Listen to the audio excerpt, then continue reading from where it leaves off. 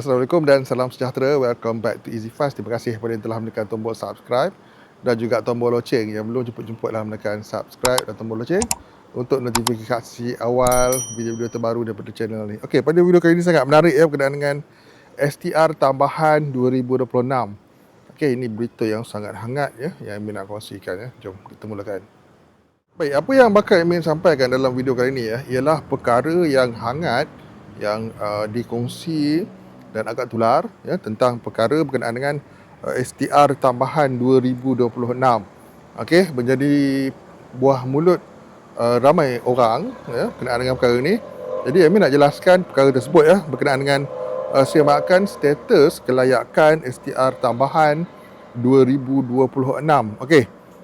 Berikut seperti di lampiran ya, berita baik kepada semua pemohon STR ya Sumbangan Tunai Rahmah 2026 bahawa sekiranya anda disahkan layak, anda bukan hanya akan terima bayaran STR saja, malah juga akan turut menerima bayaran tambahan yang bernilai sehingga 2,500 setahun.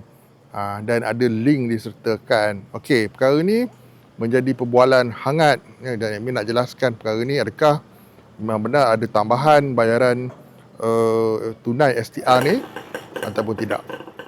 Untuk perkara berkenaan dengan STR tambahan ini, maka setelah anda teliti lampiran tersebut ya, Amin nak jelaskan bahawasanya okey, tiada sebarang tambahan untuk STR 2026 ya.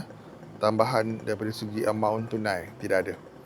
Jadi apabila perkara ni anda ketahui, ambil maklum ya, jika anda terjumpa perkara-perkara yang seangkatan seperti ini ya, yang sama ataupun daripada posting yang sama ataupun daripada perkara yang sama tapi dikopi-kopi dalam bentuk yang lain ya, ambil perhatian ya, minta tolong anda jangan klik apa-apa link pun.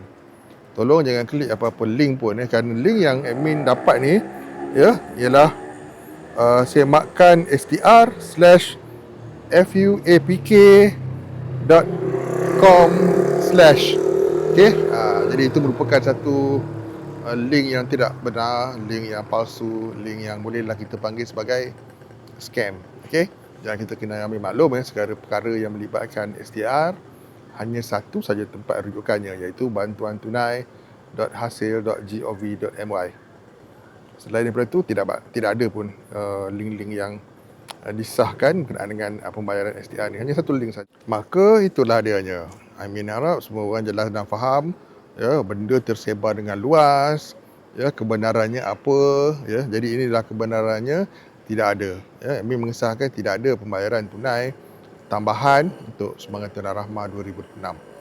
Okey, apabila kita menyebut tentang tambahan STR, hanya satu perkara saja, iaitu Sumbangan Asal Rahmah.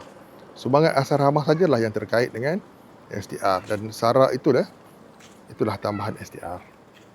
Baik, semoga jelas dengan apa sampaikan dan manfaat kepada semua. See you guys in the next video. Assalamualaikum. Bye-bye.